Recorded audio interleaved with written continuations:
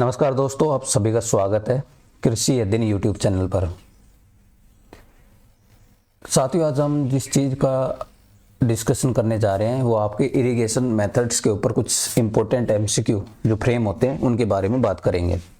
Irrigation एक important topic हो जाता है। आप किसी भी एग्ज़ाम की प्रिपरेशन कर रहे हो, वट एवर एग्ज़ाम, चाहे वो आप तमिलनाडु का एग्ज़ाम हो, चाहे वो राजस्थान का एग्ज़ाम हो, मणिपुर, त्रिपुरा, एमपी का एग्ज़ाम हो, चाहे उत्तराखंड का एग्जाम हो, ये टॉपिक अपने आप में इंपॉर्टेंट हो जाता है।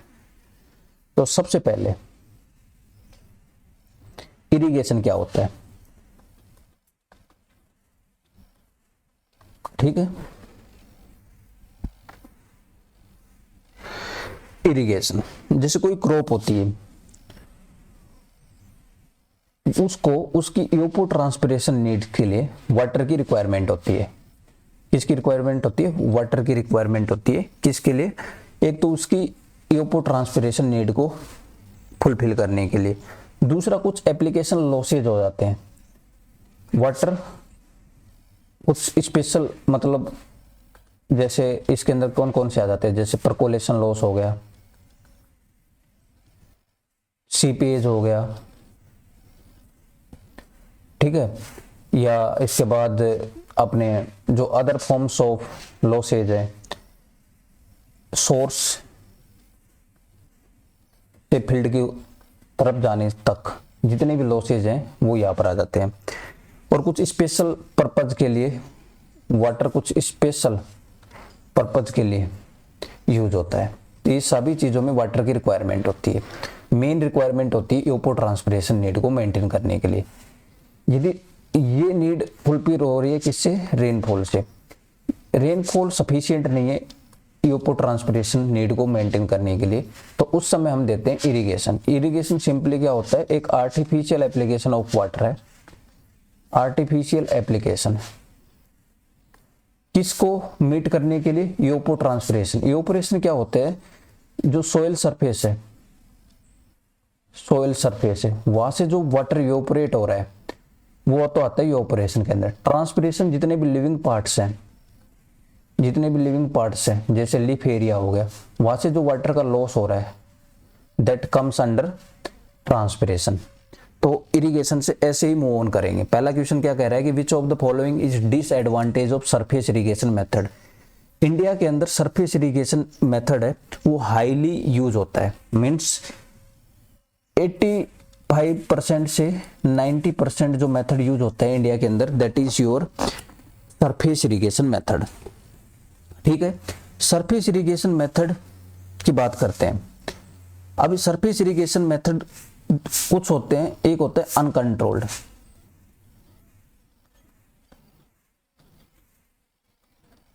और दूसरा होता है कंट्रोल्ड। इन सभी चीजों को समझते हुए चलेंगे।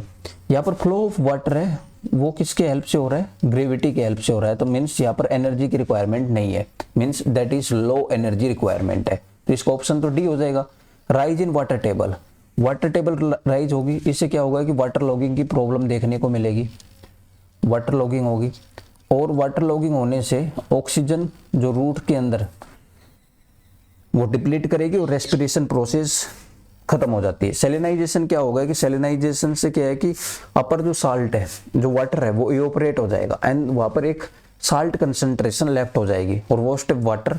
ये सब इसके डिसएडवांटेज है। लो एनर्जी रिक्वायरमेंट इसके डिसएडवांटेज नहीं है, क्योंकि यहाँ पर जो फ्लो ऑफ वाटर हो रहा है वो ग्रेविटी के थ्रू हो रहा है। Flooding method of irrigation is use when, flooding कब होती है? देखो, फर्स्ट आपके पास अबंडेंट वाटर है,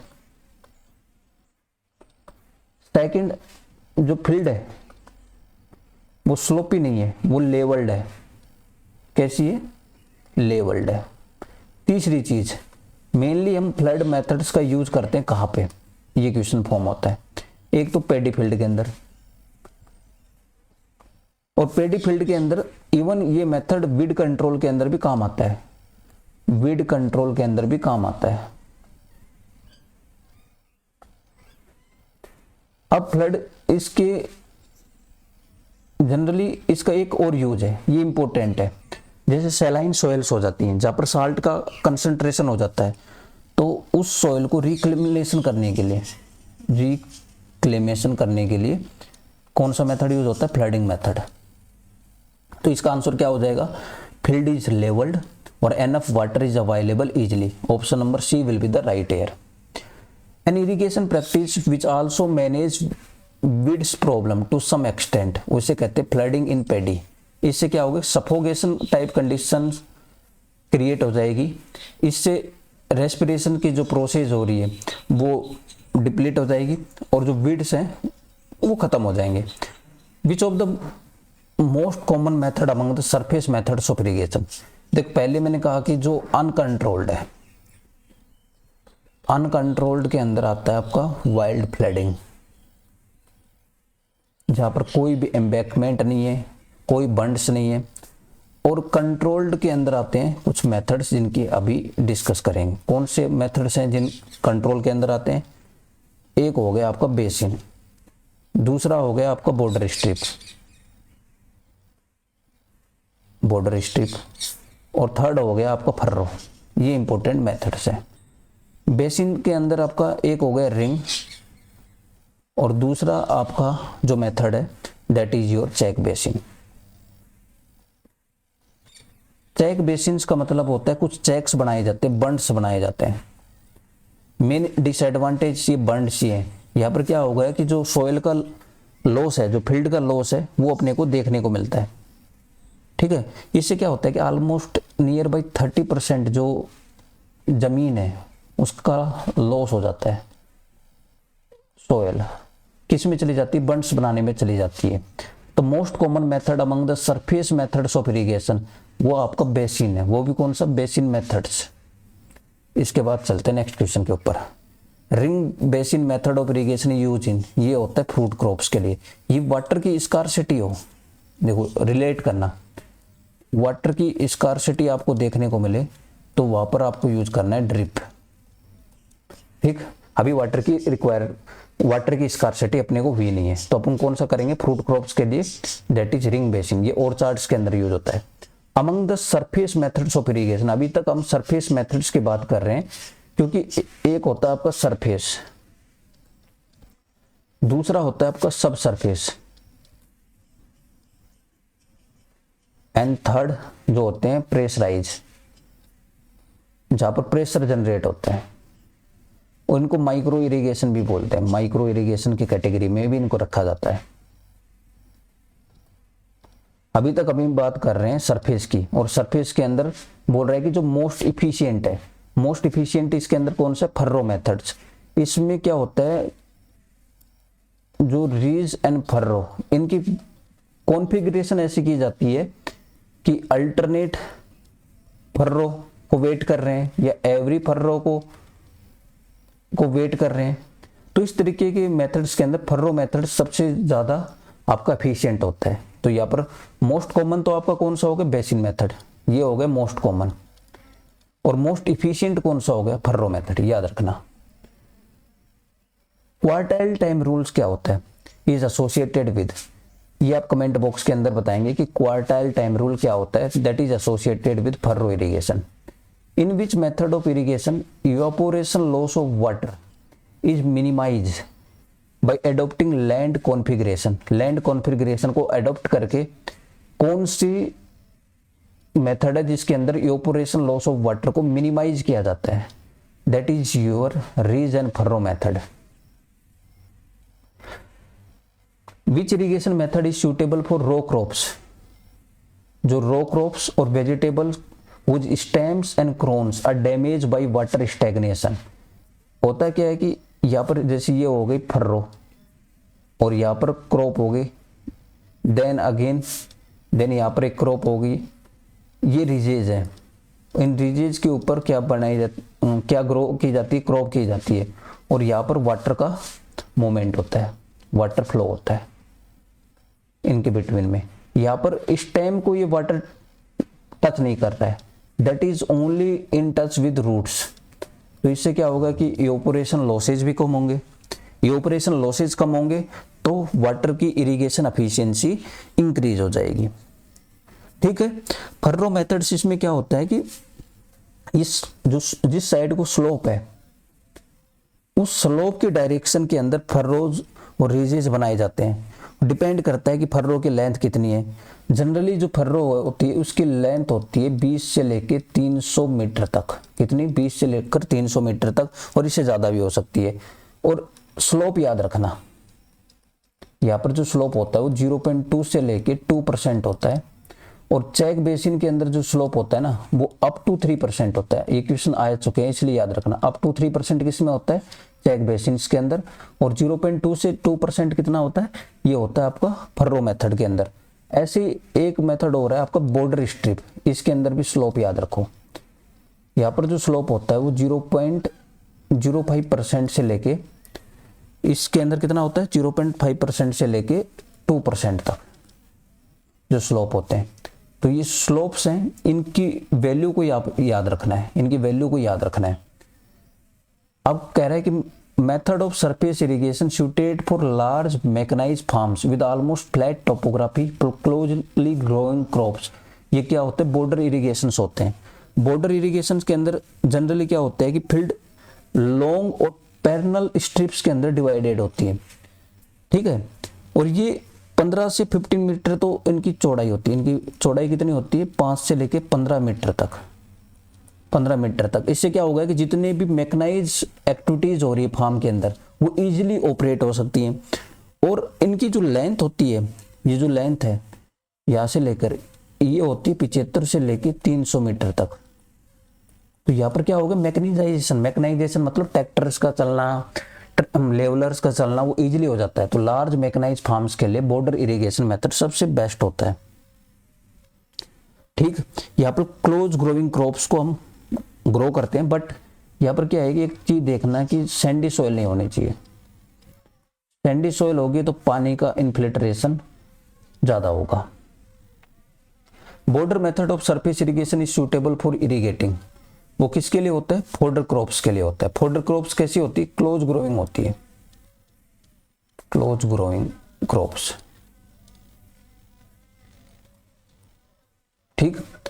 और यहाँ पर स्लोप कितना होता है? 0.05% से लेके 2% तक। और एक क्वेश्चन और आता है कि जो अपना चेक बेसिन है वहां पर भी क्लोज ग्रोइंग क्रॉप्स ग्रो होती है, ठीक है। जैसे बाजरा हो गया, व्हीट हो गया, इस तरीके की क्रॉप्स। अब safe limit of land slope in border irrigation method in medium loam soil. Medium loam soil के अंदर क्या सेफ लिमिट होती है उस चीज की हम बात करेंगे। देखिए स्लोप, ओवरऑल स्लोप तो मैंने बताया कि 0.05% से लेके 2% तक होते हैं, ठीक है। बट जैसे आपकी स्लोप ज्यादा होना चाहिए सैंडी सॉइल्स के अंदर, क्योंकि मोमेंट ऑफ वाटर इजी हो जाए। और स्लोप कम होना चाहिए किसके अंदर? क्ले सॉइल्स के अंदर। और मीडियम होना चाहिए। तो यहाँ पर क्या पूछा गया है? मीडियम लोम सॉइल्स है। तो यहाँ पर जो स्लोप की जो कंडीशन होती है वो 0.25 से लेके 0.60 और 0.20 से 0.40 एंड 0.05 से लेके 0.10। ये तो हो गया आपका क्ले लॉम्स के लिए, और ये हो गए मीडियम लॉम सॉइल्स के लिए। एंड सैंडी के लिए आपको स्लोप ज़्यादा चाहिए। जितना ज़्यादा स्लोप होगा उतना ही तेज मोमेंट होगा वाटर का। तो मीडियम लॉम सॉइल्स के लिए option number B will be the right. इसके अंदर देखिए बॉर्डर इरिगेशन मेथड है recommend safe limit of land slope to the sandy loam to sandy soil. तो यहाँ पर 0.25 से लेके 0.60। तो option number A will be the right air. Irrigation is the application of water into the furrow intermittently in a series of relatively short on and off type of irrigation cycle, ठीक है। इसको कहते हैं surge irrigation. Surge irrigation के अंदर क्या होता है? सिंपली यहाँ पर एक एडवांस फेज होता है। कैसा फेज होता है? एक एडवांस फेज होता है, एक कट फेज होता है। यहाँ पर तो होगा ऑन, और कट फेज के अंदर क्या होगा? ऑफ। पानी को कट कर दिया, पानी को कट कर दिया, ठीक है। यहां पर जो पानी का जो फ्लो हो रहा है वो ग्रेविटी के फ्लो के अंदर है, मतलब अंडर इन्फ्लुएंस ऑफ ग्रेविटी। तो ये इंपॉर्टेंट हो जाता है। सर्ज इरिगेशन मीन्स यहाँ पर इंटरमिटेंट एप्लीकेशन। इंटरमिटेंट का मतलब है एक बार ऑन किया फिर ऑफ किया, देन ऑन किया, इस तरीके से देखने को मिलता है। इसका फायदा क्या है? एक तो ये जो डीप परकुलेशन हो रहा है, एक टर्म आता है परकुलेशन और एक आता है इन्फिल्ट्रेशन। इन दोनों में डिफरेंस देखना बहुत जरूरी है और यहां से क्वेश्चन आते हैं। वाटर का डाउनवर्ड मूवमेंट, ठीक है, सोयल प्रोफाइल के अंदर, और सोयल प्रोफाइल कैसी होनी चाहिए? सैचुरेटेड, तो होगा परकुलेशन। सैचुरेटेड का मतलब ये होता है कि जो 25% अपने पोर्स हैं सोयल एयर और 25% ही जो पोर्स हैं सोयल वाटर का वो भर जाते हैं पानी से, तो वो किससे हो गया? That is your percolation, mean that soil is saturated. Infiltration, यहाँ पर जो सोयल की कंडीशन है वो अनसैचुरेटेड है, फ्री फ्लोइंग ऑफ वाटर हो रहा है in the influence of gravity, gravity का इन्फ्लुएंस से पानी मूवमेंट कर रहा है। तो इससे क्या हो गया कि एक तो जो इन्फिल्ट्रेशन के अंदर यूनिफॉर्मिटी आ जाएगी, यूनिफॉर्मिटी तो इंक्रीज हो जाएगी और डीप परकुलेशन रिड्यूस हो जाएगी। ये दो इसके एडवांटेज है। वो कौन से मेथड है? That is your surge irrigation, जहां पर इन्फिल्ट्रेशन यूनिफॉर्म हो जाए एंड डीप परकुलेशन रिड्यूस हो जाए, that is your surge irrigation. Which of these is automated method of surface irrigation? That is your cablegation. Corrugation क्या होता है? देखो, कोरोगेशन के अंदर सपोज करो जो फर्रो है, ये रीज, ये फर्रो, ये रीज, ये फर्रो, तो यहां पर जो फर्रो हैं वो एक तो डीप है और एक लार्ज है। यदि यही फर्रो इस तरीके से स्मॉल और सैलो हो, ये क्वेश्चन भी आया हुआ है किसी प्री पीजी एग्जाम टाइप में, दैट इज योर कोरोगेशन। कौन सा मेथड होगा? कोरोगेशन, ठीक है। आगे चलते हैं। Automated method of surface irrigation, that is cablegation. अगला question, cablegation is a modified method of, that is your furrow flooding का एक मॉडिफाइड मेथड कौन सा है? Cablegation. Which method of irrigation is suitable for pulse crop in Madhya Pradesh? तो मध्य प्रदेश के अंदर pulse crops के अंदर स्प्रिंकलर इरिगेशन यूज होता है। Sprinkler irrigation system remains a better choice for irrigating area that have, जहां पर एंडुलेटिंग टोपोग्राफी हो, मतलब स्टिप स्लोप हो, ऐसा स्लोप हो स्टिप, और लोअर इवेपोरेशन रेट्स हो, वहां पर हम कौन सा मेथड यूज करेंगे? स्प्रिंकलर इरिगेशन यूज करेंगे। Sprinkler irrigation is not suitable for, that is not suitable for heavy clay soils. इसके साथ साथ ये 2 पॉइंट्स और याद रखना जो जेआरएफ के अंदर आए थे। एक तो जो विंड की वेलोसिटी है, विंड की जो वेलोसिटी है वो 15 किलोमीटर पर आवर से ज्यादा नहीं होनी चाहिए, ठीक है। दूसरा, इसके अंदर जो सोडियम, जो क्लोराइड आयंस, इनकी कंसंट्रेशन 3 मिलियन इक्विवेलेंट से ज्यादा नहीं होनी चाहिए पर लीटर, ठीक। तो इसका आंसर क्या होगा? A. Which irrigation method is use to protect crop against frost के अगेंस्ट और हाई टेम्परेचर, और जो 25 से 50% वाटर सेव करता है, that is your sprinkler irrigation, ठीक है। ये प्रेशराइज इरिगेशन हैं, मीन्स माइक्रो इरिगेशन के अंडर आते हैं ये सारे क्वेश्चंस।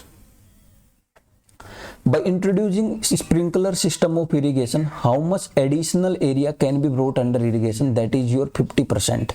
कितना एरिया, कितना ज़्यादा एरिया होता है? मीन्स जनरली 1.5 से 2 टाइम्स ज़्यादा हो रहा है। कहाँ पर? जब sprinkler system of irrigation use करें एज कंपेयर टू अदर जो इरिगेशन मेथड, जो सरफेस इरिगेशन के मेथड्स हैं उनके कंपेयर में, यदि हम इरिगेशन मेथड ऑफ इरिगेशन कर रहे हैं तो 50% से ज़्यादा एरिया हम इरिगेटेड एरिया के अंदर ला सकते हैं, जो बनता है एक 1.5 से 2 टाइम्स तक, ठीक है। Typhoon method of irrigation is applied to the crop of, that is sugar cane. Most economic method of irrigation, most economic है in orchard under water scarcity condition, that is your drip irrigation. Drip irrigation की बात कर रहे हैं। ये drip irrigation, अभी एक question आया था सुपरवाइजर के अंदर, कहाँ से आया था ये method? That is from Israel. कब आया था? 4 के अंदर कौन लेके आया था? सिमचा ब्लेस। ये क्वेश्चन हैं जो पूछे जाते हैं, याद रखना।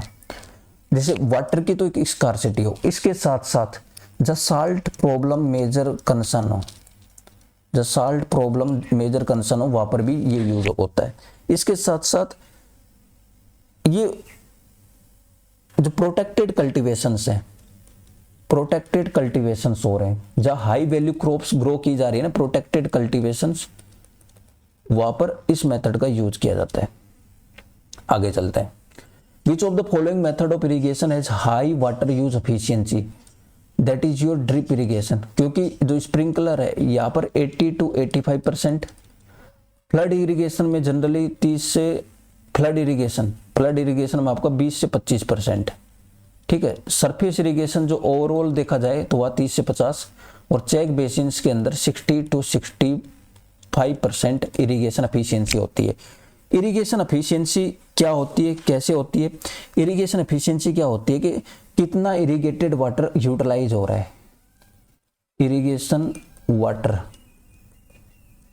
Utilise by crop, utilise by crop, और कितना वाटर हमने डाइवर्ट किया था। Water diverted, divert to farm from source. Suppose करो हमने 100 लीटर्स ऑफ वाटर डाइवर्ट किया, जिसके अंदर 40 लीटर्स वाटर यूटिलाइज हुआ, तो इसकी एफिशिएंसी कितनी आ जाएगी? 40%।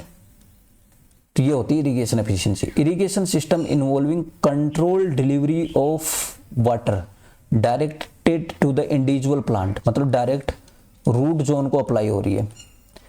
एक होती है अंडर रूट जोन, वो तो आपका होता है सब सरफेस। कौन सा मेथड होता है? सब सरफेस, जहां पर क्या होती है कि पाइपलाइन बिछाई जाती है बिलो द सोयल सरफेस के बिलो ये पाइपलाइंस बिछाई जाती हैं। इनके थ्रू परफोरेटेड पाइप्स होते हैं। ये मेनली जितने भी केरला के अंदर कोकोनट गार्डन्स हो के वहां पर यूज होता है, ठीक। इरिगेशन सिस्टम, इसका आंसर क्या हो जाएगा? That is your drip. This system of irrigation supplies water to the plant equivalent to its consumptive use. सबसे पहले कंजप्टिव यूज क्या होता है उसको समझना होगा। कंजप्टिव यूज क्या होता है कि ये जितने भी water, sum of water means sum of water जो ट्रांसपायर्ड हुआ प्लांट के द्वारा,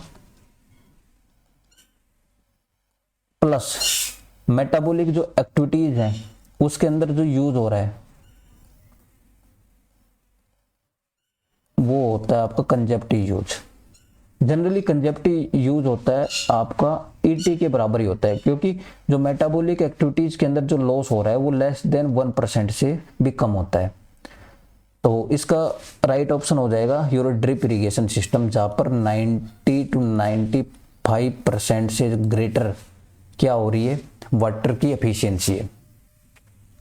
Which among the following is not an advantage of drip irrigation system suitable for irrigating crops where plant population per unit area is very high?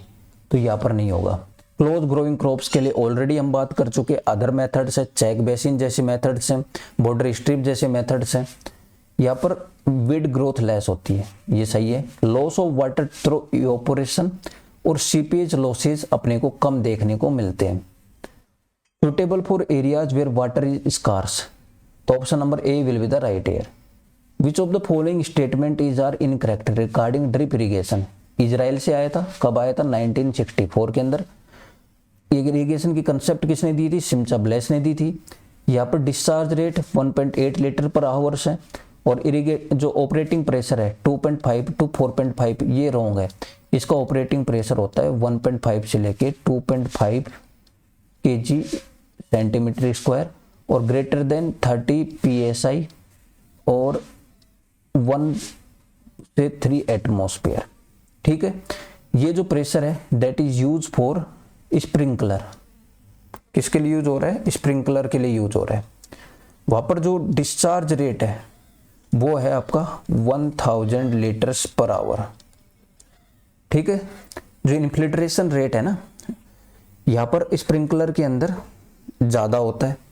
और जहां पर ऐसी soil जहां पर इन्फिल्ट्रेशन जो रेट है वो कम हो, वहां पर स्प्रिंकलर इरिगेशन यूज नहीं होता है। इसकी इरिगेशन एफिशिएंसी 90 to 95%, ये भी राइट है। High pressure drip irrigation system work at operating pressure of the 30 psi और more. Operating water pressure in drip irrigation method is usually 1 to 3 atmosphere, 2 to 4 atmosphere. ये होता है आपका स्प्रिंकलर के लिए, इसके लिए होता है स्प्रिंकलर के लिए, याद रखना। इमिटर्स और venturi that is related to irrigation, irrigation से रिलेटेड और मेनली किसके रिलेटेड है, ड्रिप इरिगेशन से रिलेटेड है। जैसे कुछ प्रोसेस होती है, एक होती है आपकी फर्टिगेशन, मतलब फर्टिलाइजर्स का application with the help of water. एक होता है हर्बिगेशन, वहां पर ये सारी चीजें होती हैं। स्प्रिंकलर के अंदर एक होता है अपना नोजल, जहां पर रिजेंबल्स करते हैं, it resembles like rainfall. Lateral lines होती हैं, ये कुछ पार्ट्स होते हैं।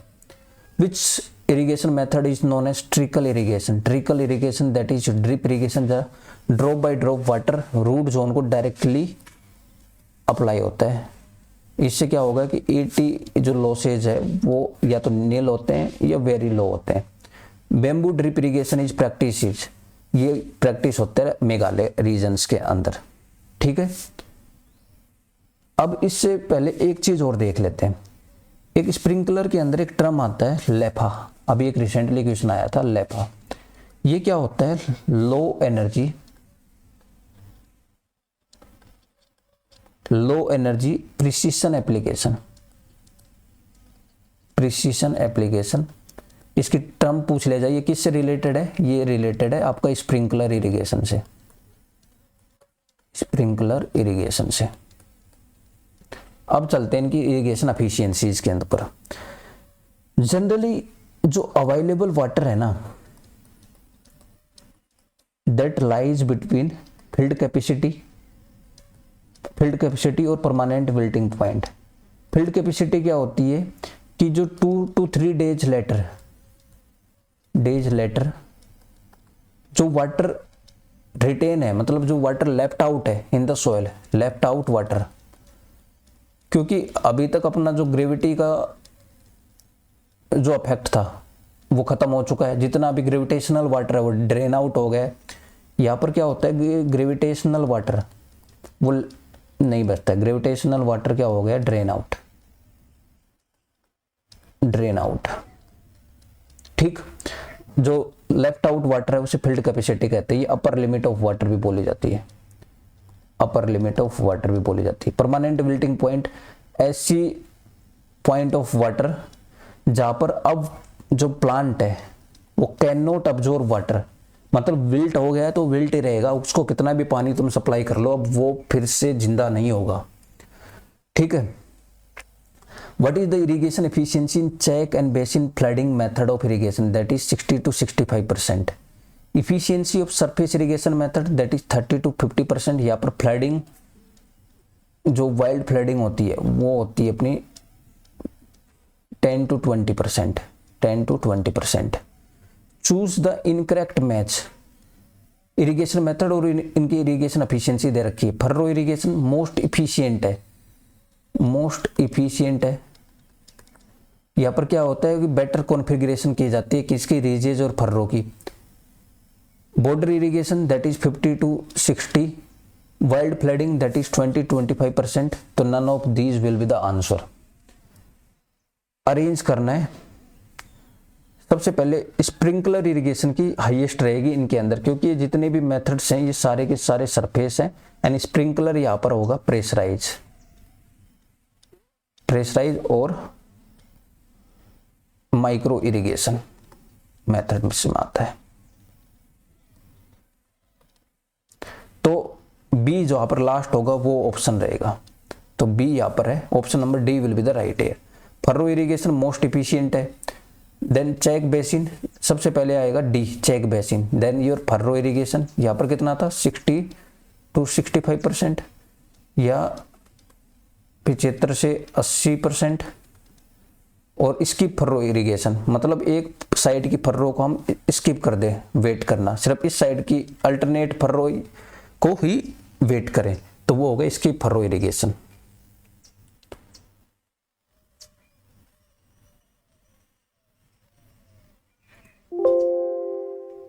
तो ये कुछ बातें थी जो हमने अभी तक डिस्कस की, और इस टॉपिक से इस टाइप के क्वेश्चंस बनते हैं। आई थिंक ये आपको किसी भी एग्जाम के अंदर हेल्प करेंगे। Thank you. जय हिंद, जय भारत।